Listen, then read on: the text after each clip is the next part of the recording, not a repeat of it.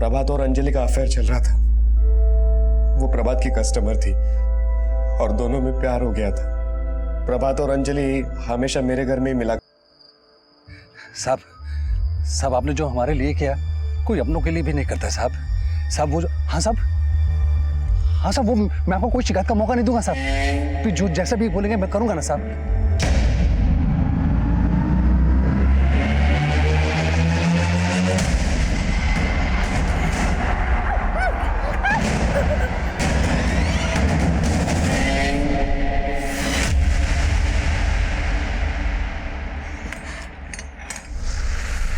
अरे relax chill.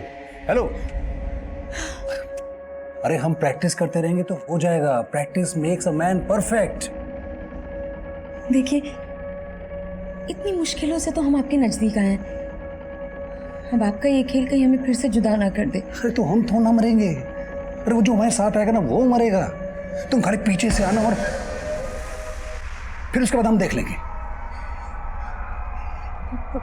प्रभात जी, नहीं हमें ये समझ नहीं आ रहा प्रभात जी। अरे बीमा के लिए किसी का मर्डर करना, हम इसमें आपका साथ नहीं दे सकते। हमसे नहीं हो सकता। हम ऐसा नहीं करेंगे तो हम रास्ते पे आ जाएंगे और तुम मेरी मदद नहीं करोगे तो कौन मदद करेगा मेरी?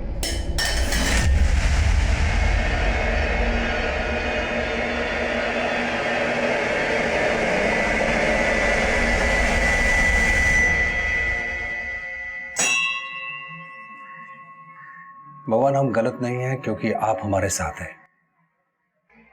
आप मेरे साथ हैं ना?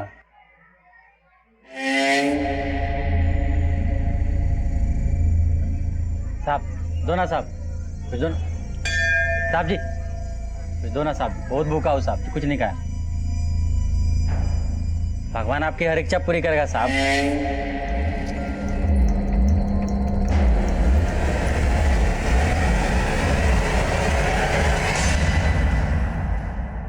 प्रॉब्लम सैंडल में नहीं है मैडम, एक नंबर का आइटम है। अब इतना आप हिलडुल के चलेंगे तो सैंडल तो टूटेगा ना madam. What do you mean by हिलडुल के चलना? मतलब what do you mean to say मुझे चलना नहीं आता है? एक तो रद्दी माल बेच रहे हो, ऊपर से मुझे अकड़ दिखा रहे हो। हाँ? Is he mad? मैडम इसका तरफ से हम सॉरी बोलते हैं। और पापा पर बात कैसे कर रही है आप देख रहे हैं ना। तुम चुप रहो एकदम। मैडम 2 दिन में आपका सैंडल बनवा के देंगे। 2 दिन के अंदर मुझे अपना सैंडल वापस चाहिए, नहीं तो पैसा वापस लेके जाऊंगी मैं। Stupid idiot fools।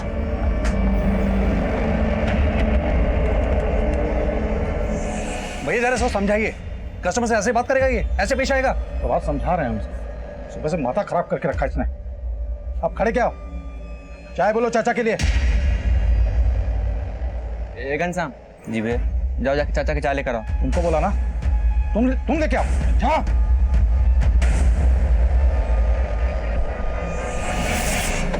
नमस्कार, मैं senior inspector Abhimanyu Jindal, crime petrol Dastak में आप सभी का स्वागत करता हूं। आज जो केस मैं आप लोगों के सामने रखने जा रहा हूं वो कहीं ना कहीं हर आम आदमी से जुड़ा है, जिसकी जिंदगी में अपराध कोसों दूर होता है, लेकिन एक भूल जिंदगी भर का पछतावा बन जाती है। जब कोई सही इंसान गलत राह पर होता है तो उसे समझने की एक दस्तक जरूर मिलती है, लेकिन जब कोई गलत को सही ठहराने की साजिश करता है तो उसके द्वारा उठाया गया हर कदम एक भयानक अंत की दस्तक दे रहा होता है।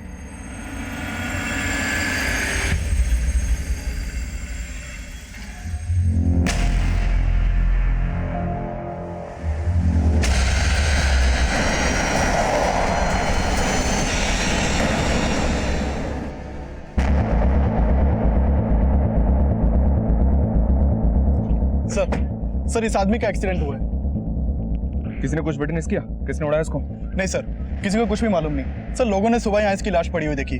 हो सकता है इसका एक्सीडेंट रात में हुआ हो। पाड़े आसपास कोई सीसीटीवी? नहीं सर। इसके पास से कोई आईडी मिला? सर इसका ड्राइविंग लाइसेंस मिला है और ये आधार कार्ड। प्रभात जी, ये आपको क्या हो गया प्रभात जी? उठिए ना प्रभात जी। प्रभात रात को 11 बजे दुकान से निकला था। फिर देर रात फोन आया गायत्री का कि वो घर नहीं पहुंचा। हम ढूंढ ही रहे थे कि सुबह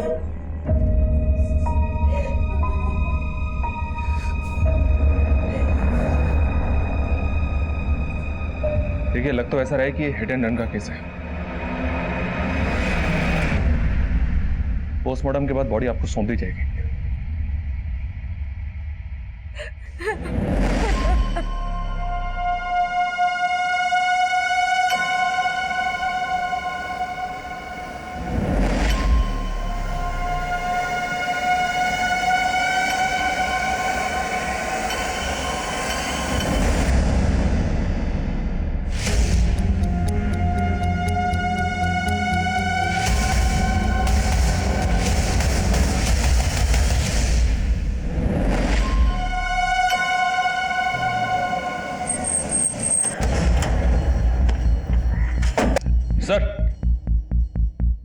सर 16 मार्च को जो एक्सीडेंट का केस आया था, उसके विक्टिम प्रभात की पोस्टमार्टम रिपोर्ट आ गई।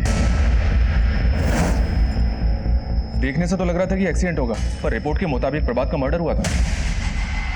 मर्डर? जी हाँ सर।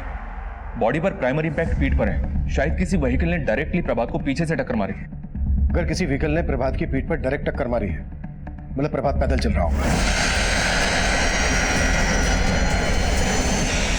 और cause of death head injury है। पहले प्रभात के सर पर किसी ब्लंट चीज से वार किया गया और फिर उसके सर को टायर से क्रश कर दिया गया और फिर बाइक को वहीं गिराकर क्राइम सीन क्रिएट किया गया। क्योंकि सर उसकी बाइक पर ऐसा कोई डेंट नहीं मिला जो ये साबित कर सके कि किसी गाड़ी ने उसकी बाइक को पीछे से टक्कर मारी। मतलब प्रभात का मर्डर हुआ है और उसे एक्सीडेंट देने की कोशिश की गई है। सर, जिस प्रभात नाम के आदमी की लाश हमें राजनगर में मिली थी, उसका बड़ा भाई आया।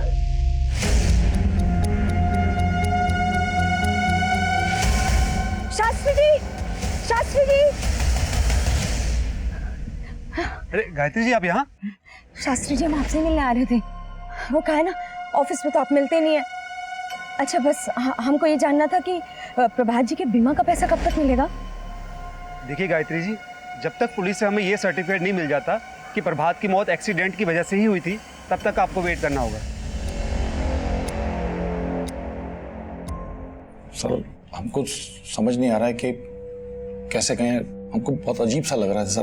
देखिए, आपको जो भी कहना है आप बेझिझक होकर कहिए। सर, हमको लगता है कि वो लाश प्रभात का था ही नहीं सर।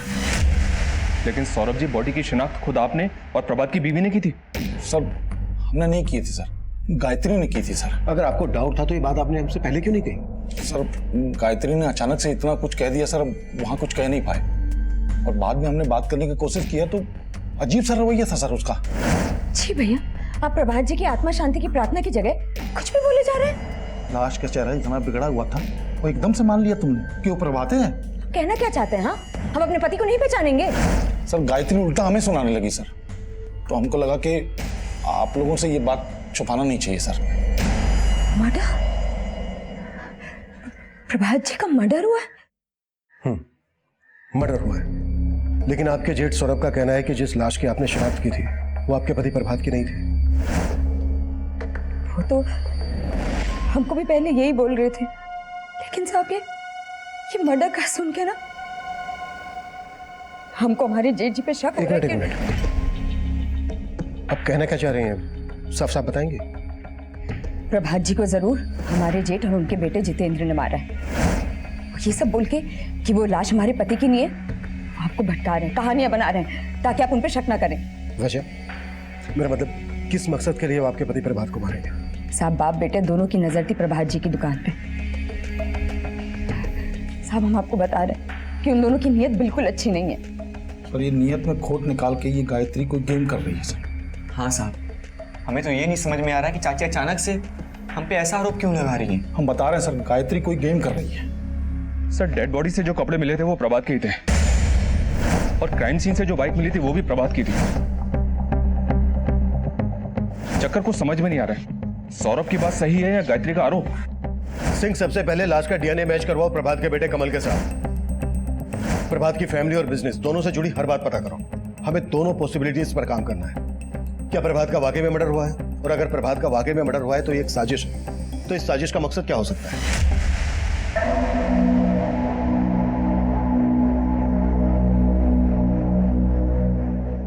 दीदी, पानी। दीदी आप टूट जाओगी तो कैसे चलेगा? दीदी रो मत ना दीदी, दीदी सब ठीक हो जाएगा। दीदी आप रो मत। आप रो क्यों रहे हो? अरे कमल बेटा, मम्मी नहीं रो रही, वो मम्मी की ना आंख में कुछ चला गया था। तू ये बता, तू कानपुर चलेगा मामा के साथ? चलेगा ना? दीदी आप कानपुर चलो हमारे साथ। वैसे भी जीजा जी के नहीं हर्ष, हम नहीं जाएंगे, हमें अभी यहीं रहना होगा।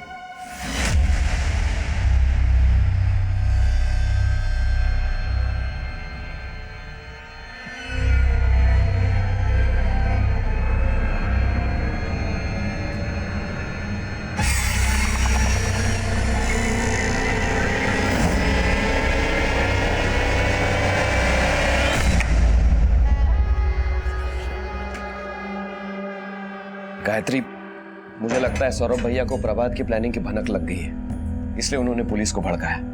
हम भी बाप बेटे की सारी पुलपट्टी खोल दी है पुलिस के सामने। हाँ, पर मामला और बिगड़ जाए।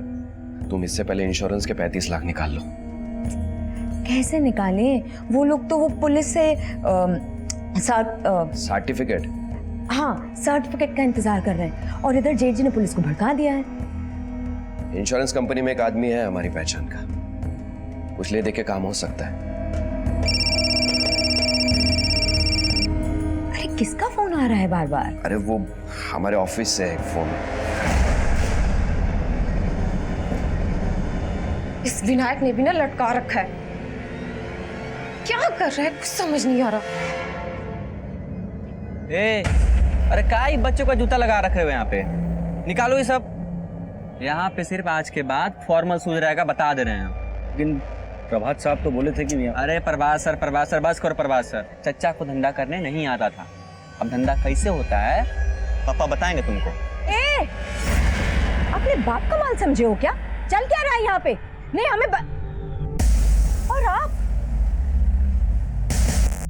आप यहाँ कैसे बैठे हुए हैं? क्यों? अब तुम बैठोगी गल्ले पे क्या? नहीं, हम नहीं बैठेंगे। घनश्याम तुम बैठोगे। इधर आओ घनश्याम, आज से तुम गल्ले पे बैठोगे और रोज हमें हिसाब दोगे, समझे तुम? जी जी मैम।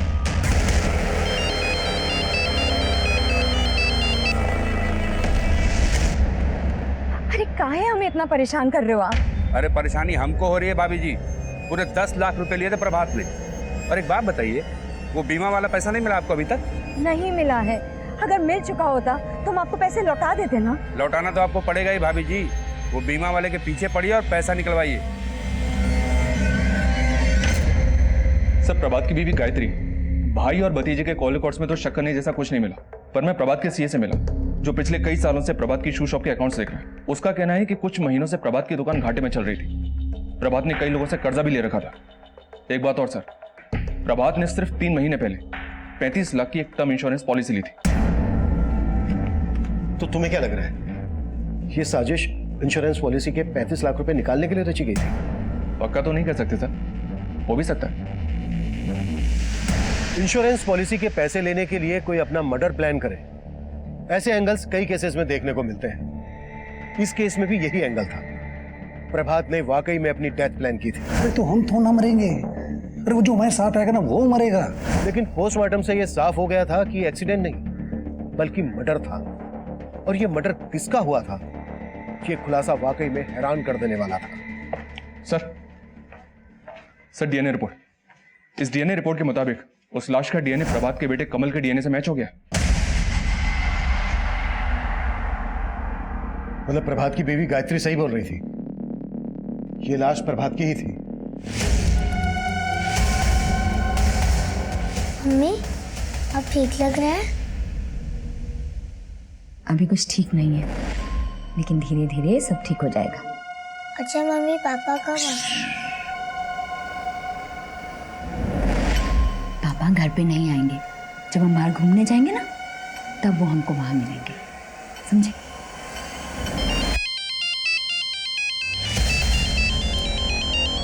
प्रेम,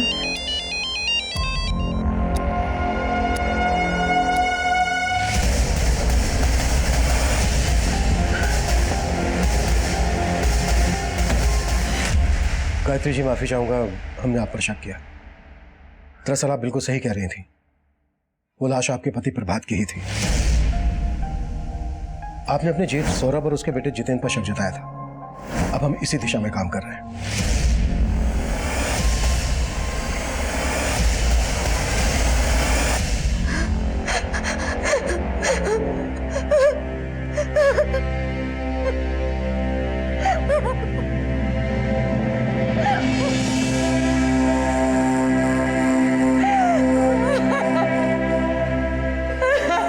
क्या हुआ मम्मी?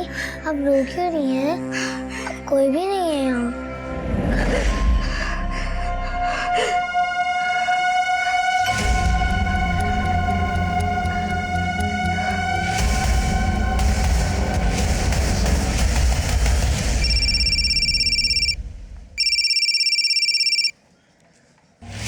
हाँ गायत्री भाभी, हमको मिलना है तुमसे।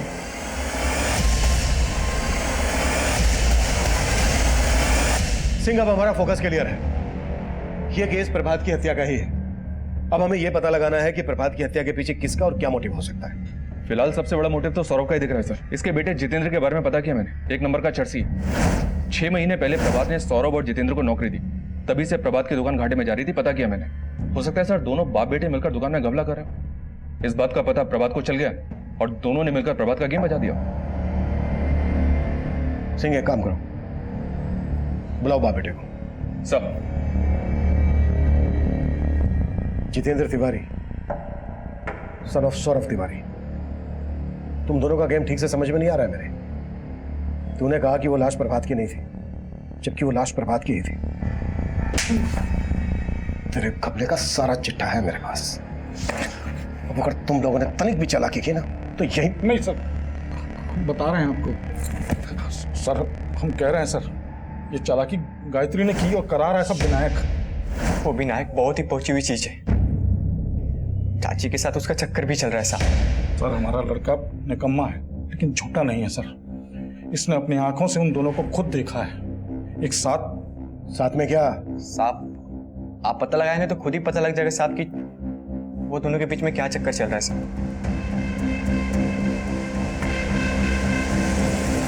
विनायक, अब सर से पानी ऊपर जा चुका है। अगर मुझे पता चला ना कि तुम मेरे साथ कोई गेम कर रहे हो तो तुम्हारे लिए बिल्कुल अच्छा नहीं होगा। क्या अच्छा नहीं होगा? उससे ऐसे दोबारा बात की ना तो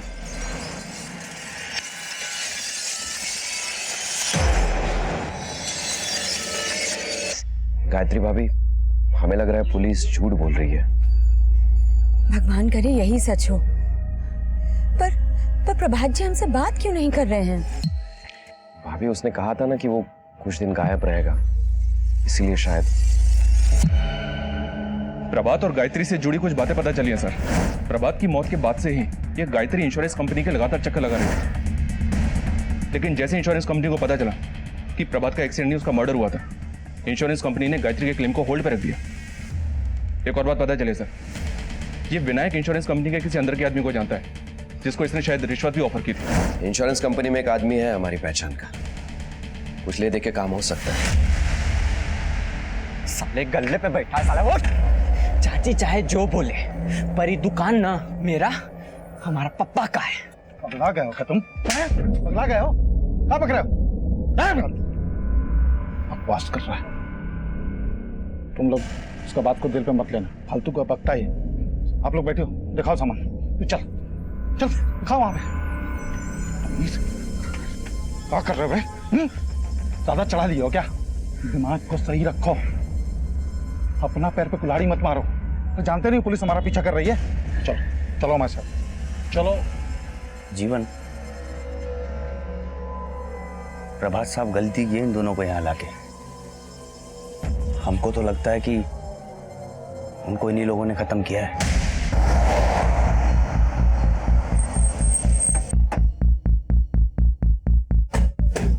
कुछ दिन पहले केस आया था मेरे पास, जिसमें एक पत्नी ने अपने प्रेमी के साथ मिलकर अपने पति को ऊपर पहुंचा दिया।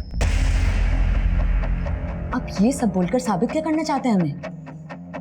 वही जो आपने समझा। आपके और विनायक के बीच। देखिए, आप एक पतिव्रता पे शक करके ठीक नहीं कर रहे हैं। सर, प्रभात मेरा बहुत अच्छा दोस्त था, इसीलिए मैं गायत्री भाभी को मिलता रहता हूँ, और उनको यहाँ संभालने वाला भी कोई नहीं है। और गायत्री को संभालते संभालते ही तूने प्रभात मजाक बना के रख दिया आपने प्रभात जी की मौत का। पहले बोले कि बॉडी उनकी नहीं है, फिर आके बोले कि बॉडी उन्हीं की है, और अब आप सोच रहे हैं कि हम खुद ही मार दिए अपने पति को। अगर नहीं तो प्रभात की मौत के तुरंत बाद इंश्योरेंस पॉलिसी के पैसे लेने की इतनी जल्दी क्या थी आपको? अगर पॉलिसी के पैसे जल्दी मिल गए होते ना तो आप और विनायक कभी के रफू चक्कर हो गए होते। आप कुछ भी सोच रहे हैं सर। ए विनायक चुप बिल्कुल। इंश्योरेंस का पैसा लेने के लिए जो हथकंडे तू अपना रहा है ना, वो सब पता है मैं। कैसे हथकंडे सर? मैं तो बस चाहता था कि गायत्री भाभी को इंश्योरेंस के पैसे जल्द से जल्द मिल जाए। आपको उसकी फाइनेंशियल हालत का अंदाजा भी है? अंदाजा है हमें, और सब समझ भी रहे हैं। सब गलत समझ रहे हैं साहब, आप सब गलत समझ रहे हैं। एक तरफ आप पीछे पड़े और दूसरी तरफ वो प्रेम हमारे पीछे पड़ा रहता है। प्रेम? ये प्रेम कौन है? जी वो प्रभात जी ने 10 लाख रुपए ब्याज पर लिए थे प्रेम से। उनकी मौत के बाद उस प्रेम ने जीना आराम कर दिया हमारा। लौटाना तो आपको पड़ेगा ही भाभी जी। वो बीमा वाले के पीछे पड़िए और पैसा निकलवाइए। इस प्रेम को पहले से पता था कि प्रभात ने 35 लाख रुपए का बीमा लेकर रखा था अपना। अब साहब वो बोल रहा है तो उसे पता ही होगा। शायद प्रभात जी ने बताया उसे। हाँ तो क्या हुआ पैसों करे? हैं? पकड़ो इसे। एक मिनट जबरदस्ती उठवा लाया आप हमको यहाँ पे। अरे सर ये तरीका है क्या? सीधा मुद्दे पे आ, मुद्दे पे। सर माना कि प्रभात पैसे देने की स्थिति में नहीं था, लेकिन हमने कभी उसको धमकी नहीं दी सर। सीधा मार दिया। लेनदार को मार के हम अपना पैसा डुबवाएंगे सर। तुझे पहले से पता था ना कि प्रभात की 35 लाख रुपए की इंश्योरेंस पॉलिसी थी। उसके मरने के बाद वो 35 लाख रुपए उसकी बीवी को मिलते। तो उन्हीं पैसों में से तू अपने 10 लाख रुपए वसूल करने की सोच रहा है उसकी बीवी से। ऐसा कुछ नहीं है सर, बल्कि उनकी पत्नी को तो हमने डेडलाइन दिया था 3 महीने का। इसी तरह की डेडलाइन तूने 15 मार्च तक की प्रभात को दी थी, और 15 मार्च तक जब वो अपने पैसे नहीं चुका पाया तो 16 मार्च को तूने उसका मर्डर कर दिया। सर आप हम पे खामोखा शक कर रहे हैं। उस दिन हम घर पे थे, मैच देख रहे थे। हमारा कॉल रिकॉर्ड निकल लिया, चेक करिए सर। तो मुझे मेरा काम मत सिखा, और शक तो हम तुझ पे करेंगे। और अगर कुछ भी मिला ना तेरे खिलाफ तो उसका तुझे ब्याज चुकाना पड़ेगा। और अगर हमें बिना इन्फॉर्म किए शहर से बाहर गया तो तेरा असल सूद सब बराबर कर देंगे। चल निकल, निकल चल। इसको जाने क्यों दिया सर? अपने तरीके से पूछताछ करते 2 मिनट में सब उगल देता। नहीं सिंह, इसे क्या बोलना है पहले से तैयारी करके आया है। प्रभात की मर्डर वाली रात की इसकी सारी एक्टिविटीज चेक करो, नजर रखो इस पर। साहब जी, साहब जी, साहब जी, साहब जी, साहब जी, साहब जी।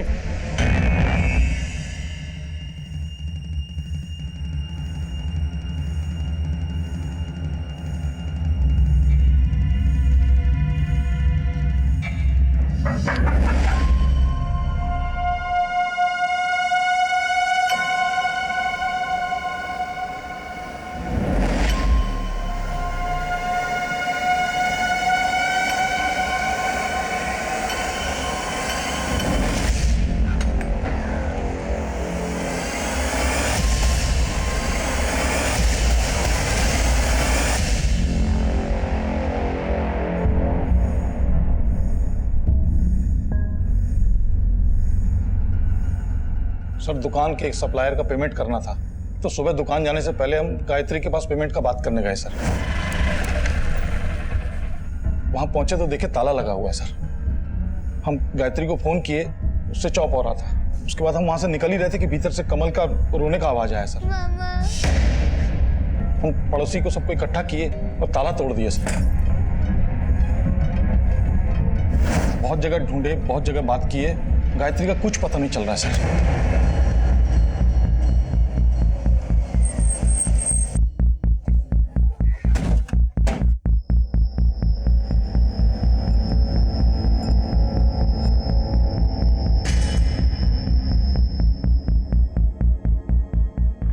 कमल बेटा एक बात बताओ, रात को मम्मी से कोई मिलने आया था?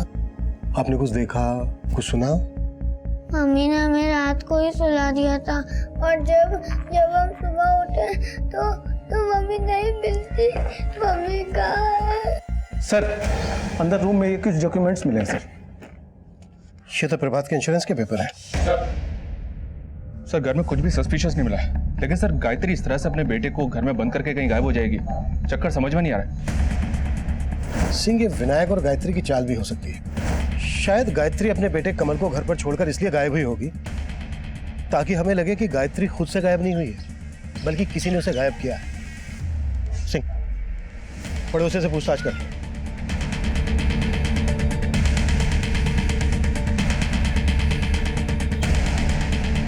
सर, हमने रात को तो यहाँ से किसी को आते जाते नहीं देखा, लेकिन आज सुबह जब हम बाजार से घर जा रहे थे तो देखा कि गायत्री के जेठ यहाँ घर के बाहर सबको इकट्ठा कर रहे थे।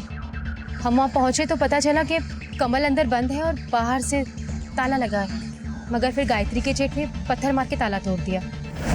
Thank you sir. पांडे ने गायत्री के कॉल रिकॉर्ड चेक किया। गायत्री को लास्ट कॉल रात को 10 बजे उसके भाई हर्ष ने किया था। फिर गायत्री का फोन ट्रैवल हुआ प्रभात की दुकान वाले एरिया की तरफ। फिर उसी एरिया में तकरीबन रात को 1 बजे गायत्री का फोन स्विच ऑफ हो गया। रात के 1 बजे गायत्री अपनी मर्जी से तो उस एरिया में जाएगी नहीं।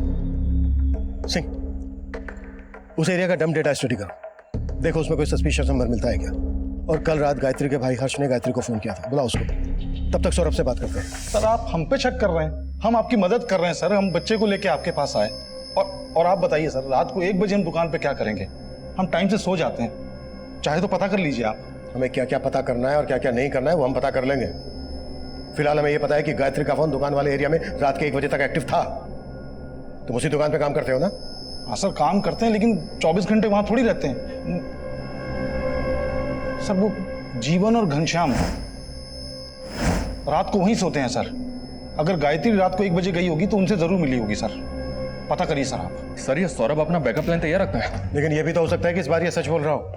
इन जीवन और घनश्याम को उठा लाओ। सर गायत्री का भाई हर्ष आ गया है। सर, हमारी दीदी कमल को रात को अकेला छोड़ के कहीं जा ही नहीं सकती सर। आप पता तो कीजिए, जरूर कोई गेम कर रहा है। तुम्हारी दीदी को कल रात 10:15 बजे तुमने फोन किया था, तब कहाँ थे तुम?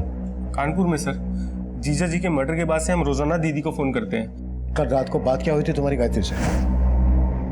हाँ हर्ष, बोलो। दीदी अपना अकाउंट नंबर SMS कर दीजिए। क्यों? वो कुछ पैसे ट्रांसफर करने हैं आपको। नहीं हर्ष, तुम चिंता मत करो, हम संभाल लेंगे। सर, हमारी दीदी बहुत स्वाभिमानी है, हमारी तो कभी मदद ही नहीं लेती। अच्छा, जब तुम्हारी कल रात बात हुई तुम्हारी दीदी से तो तुम्हें कुछ खटका, तुमने कुछ नोटिस किया, कुछ अजीब लगा तुम्हें? सर, उनकी आवाज़ से ऐसे ही लग रहा था कि वो बहुत परेशान थी। कुछ बताया गायत्री ने क्यों परेशान थी वो? सर, हमने पूछा उनसे, लेकिन उन्होंने कुछ भी नहीं बताया।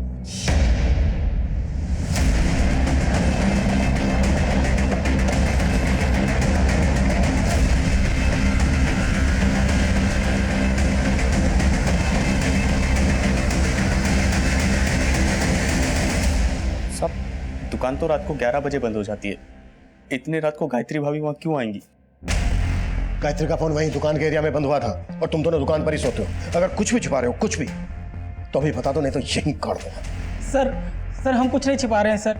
माना कि हम सोते हैं दुकान में, लेकिन जितेंद्र भी तो आए दिन दुकान में आता रहता है ना जी। हाँ साहब, वो रोज रात को दुकान में आके नशा करता है। वो कल रात को भी 1 बजे के करीब आया था और फिर वो चला गया, लेकिन गायत्री भाभी को वहां नहीं देखा हम लोगों ने। सर, गायत्री के घर के आसपास के एरिया का डंप डेटा चेक किया। जिस रात गायत्री गायब हुई तब वहां विनय का नंबर एक्टिव था और विनय के नंबर से प्रभात के नाम पे रजिस्टर्ड एक दूसरे नंबर पे कॉल किया गया था। प्रभात का दूसरा नंबर? जी हाँ सर, यह नंबर चेन्नई में एक्टिव था लेकिन अब बंद है। चेन्नई में प्रभात का दूसरा नंबर कौन यूज कर रहा होगा? पता नहीं सर, कहानी को समझ में नहीं आ रही। सब समझ में आएगा सिंह।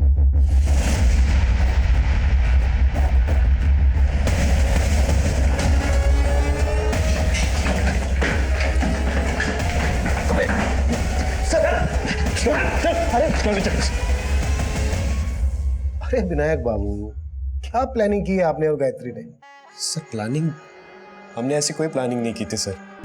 देखिए सर, मैं मानता हूं कि मैं उस रात गायत्री भाभी को मिलने गया था, लेकिन गायत्री भाभी कहाँ गायब हो गई? गायब हो गई या छिपा के रखा है उसे कहीं? भागकर वहीं जा रहा था ना उसके पास, चेन्नई। चेन्नई? चेन्नई? हाँ चेन्नई, वहां प्रभात का दूसरा नंबर एक्टिव था। नहीं सर, मुझे सच में इसके बारे में कुछ नहीं पता। ऊपर देख, देख ऊपर देख। सर बता रहा हूँ सर। इतनी जल्दी क्या है? अब बोल। सर, प्रभात का ये नंबर अंजलि यूज करती थी। कौन अंजलि? अंजलि उसकी गर्लफ्रेंड थी। प्रभात की गर्लफ्रेंड? जी सर, प्रभात और अंजलि का अफेयर चल रहा था। वो प्रभात की कस्टमर थी और दोनों में प्यार हो गया था। प्रभात और अंजलि हमेशा मेरे घर में ही मिला करते थे। सर, प्रभात में और गायत्री भाभी में पहले हमेशा अनबन हुआ करती थी। अंजलि को पाने के लिए उसने फिर से गायत्री भाभी से रिश्ता सुधारना शुरू कर दिया और इसीलिए उसने अपना फेक डेथ प्लान कर दिया। Fake death? मेरी जगह कोई और मरेगा और इंश्योरेंस के पैसे पाने के लिए मुझे गायत्री को अपने फेवर में करना पड़ेगा। अंजलि तुझे इतनी पसंद है तो तू गायत्री भाभी से डिवोर्स ले ले। अरे तेरा दिमाग खराब है? सर से लेकर पैर तक मैं कर्जे पे डूबा पड़ा हूँ यार। मैंने सब सोच लिया है। मेरी फेक डेथ के बाद तुझे गायत्री को इंश्योरेंस के पैसे दिलवाने में मदद करनी पड़ेगी। सर, वो अंजलि के प्यार में इतना पागल हो गया था कि दूसरे की लाश को अपनी लाश साबित करने का प्लान कर चुका था। दूसरा कौन? सर, इसके अलावा मुझे कुछ नहीं मालूम सर। हाँ, लेकिन उसने किसी को तो टारगेट किया था जिसका वो शायद मर्डर करने वाला था। लेकिन जब पता चला कि प्रभात का ही मर्डर हो गया तो कुछ समझ में नहीं आया। वहाँ चेन्नई में अंजलि प्रभात का इंतजार कर रही थी। विनायक, मैं तुम्हें कब से कॉल कर रही हूँ, तुम मेरा फोन क्यों नहीं पिक कर रहे हो? और इधर मैं गायत्री भाभी को इंश्योरेंस के पैसे दिलवाने में मदद कर रहा था। इंश्योरेंस कंपनी में एक आदमी है हमारी पहचान का, कुछ ले दे के काम हो सकता है। कल रात गायत्री से मिलने क्यों गया था उसके घर? वो तो गायत्री भाभी ने खुद फोन करके बुलाया था। सर, गायत्री भाभी रोजाना प्रभात के बारे में पूछती थी। उस रात भी उन्होंने प्रभात के बारे में ही पूछने के लिए बुलाया था। तुम बोले थे कि पुलिस झूठ बोल रही है कि प्रभात जी का मर्डर हुआ है। तो अगर प्रभात जी का मर्डर नहीं हुआ है तो प्रभात जी का है? भाभी, हमें नहीं पता। नहीं पता मतलब? हाँ? हमें तो लग रहा है कि पुलिस जो कह रही है शायद वही सच हो। उसके लिए आंसू बहाने की जरूरत नहीं है। वो आपको धोखा दे रहा था। हाँ, उसका दूसरी लड़की के साथ चक्कर चल रहा था। कौन लड़की? सर, उस रात गायत्री भाभी ने अंजलि के बारे में पूछा और हमें जबरदस्ती अंजलि को फोन करवाया। सर, गायत्री भाभी की आवाज सुनते ही अंजलि ने फोन कट कर दिया। उसके बाद मैं वहां से चला गया। मुझे नहीं पता सर उसके बाद क्या हुआ और गायत्री भाभी कहाँ है और प्रभात को किसने मारा। अंजलि का कोई फोटो है तेरे पास? हाँ sir, social media messenger DP में उसका फोटो है सर। सर, हाईवे के पास एक औरत की लाश मिली।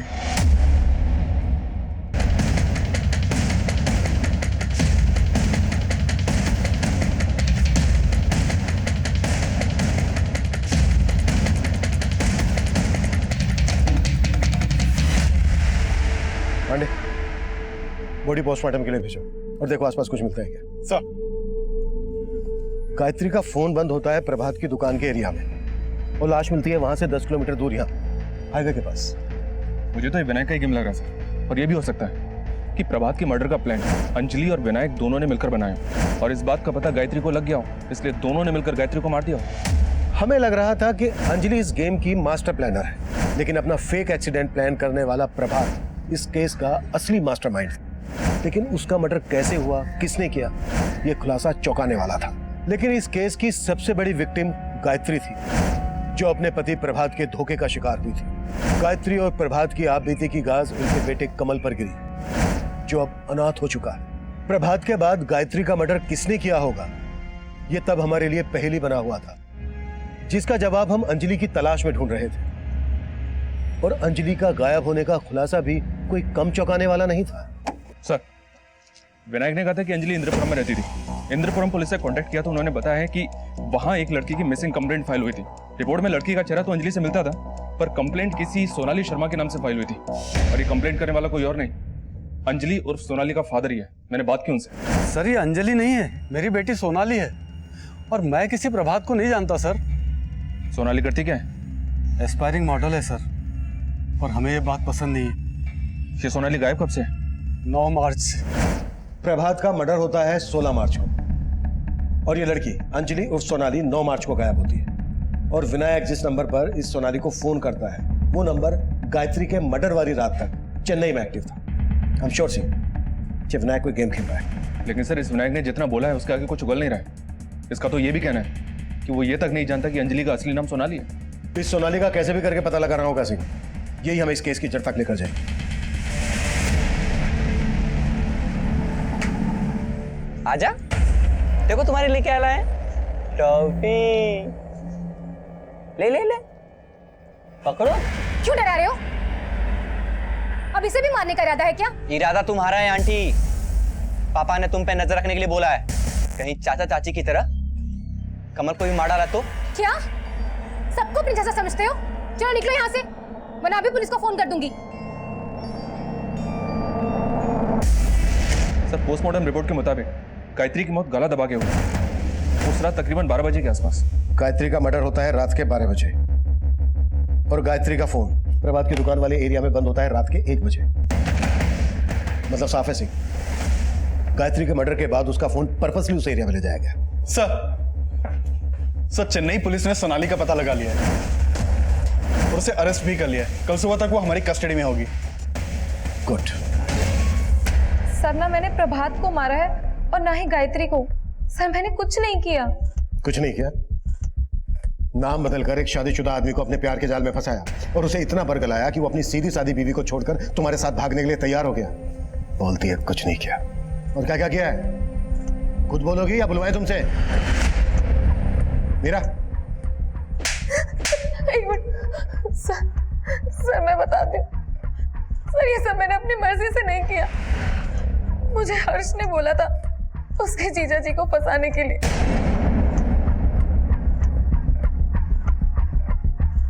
कमल बेटा क्या हुआ? चल आइसक्रीम खाने चलते। चल चल चल चल। और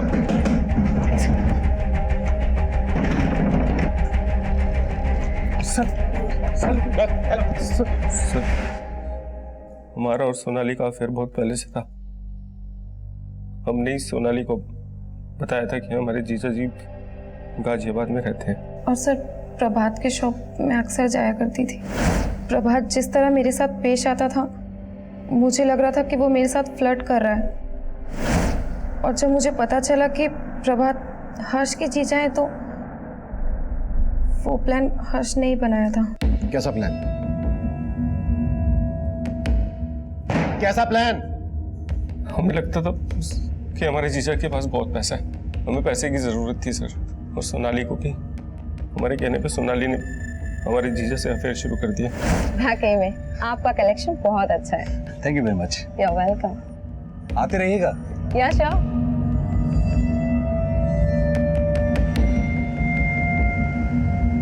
प्रभात ने मुझे फोन करने में जरा भी देरी नहीं की।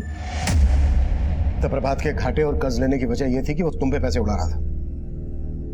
हाँ सर, लेकिन प्रभात के फेक एक्सीडेंट का प्लान प्रभात ने खुद बनाया था। हमने उसका मर्डर नहीं किया। मैं तो तब चेन्नई में थी। लेकिन हर्ष यही था। जिस रात गायत्री का मर्डर हुआ उस रात तो कानपुर से यहाँ गाजियाबाद आया था। सब पता लगा लिया हमने। अब तो खुद बोलेगा या फिर? मानते हैं सर कि हमने अपनी दीदी को मारा सर, लेकिन अपने जीजा को हमने नहीं मारा सर। विनायक ने हमारी दीदी को सोनाली के बारे में सब कुछ बता दिया था। उस रात दीदी ने हमें फोन किया और सोनाली के बारे में बात करने लगी। तुम्हारे जीजा जी का कहीं चक्कर चल रहा था, वो हमको धोखा दे रहे थे। क्या बोल रही हो दीदी? ऐसा कुछ नहीं, आप बेवजह परेशान हो रही है। ऐसा ही है हर्ष, हमें विनायक ने बताया सब कुछ। कोई लड़की है अंजलि नाम की, चेन्नई में रहती है। हमें लगता है कि ये सब ना उसने ही किया। तुम्हें पता है, हमने ना विनायक से उसका नंबर ले लिया। अब बस हम अभी के अभी जाके पुलिस को उसका नंबर दे देंगे। दीदी वो आप वो अंजलि की बात कर रही हो क्या? वो जो चेन्नई में रहती है? हाँ, और उसको तो हम जानते हैं दीदी। उसको तो आज हमने सुबह हाईवे पे देखा। दीदी आप एक काम करिए, आप हाईवे पे आ जाइए, हमने उसका घर देखा हुआ है। दीदी हमारी बातों में आ गई।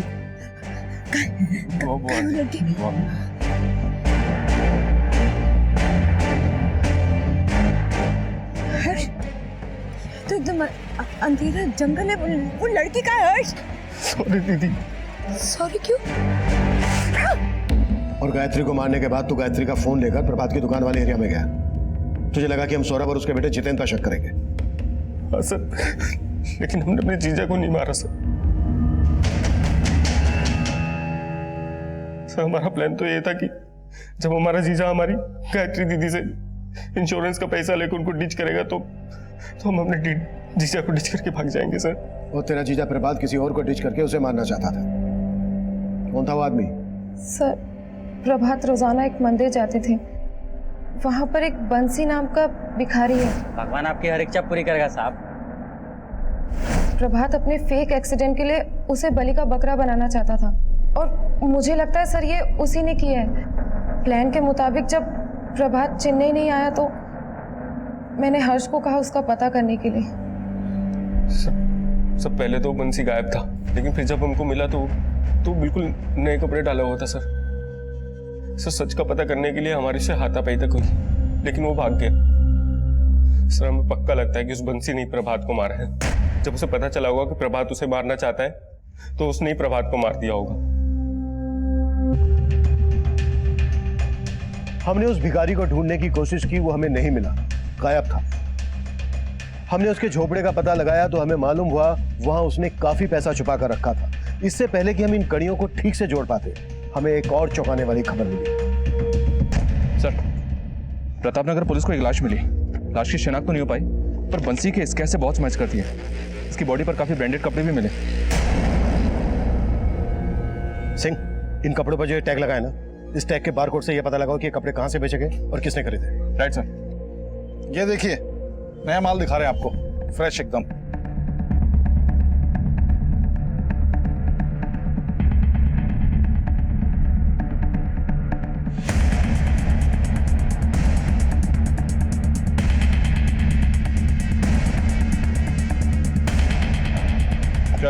अरे सर, मुझे कहाँ ले जा रहे? मैंने क्या किया सर?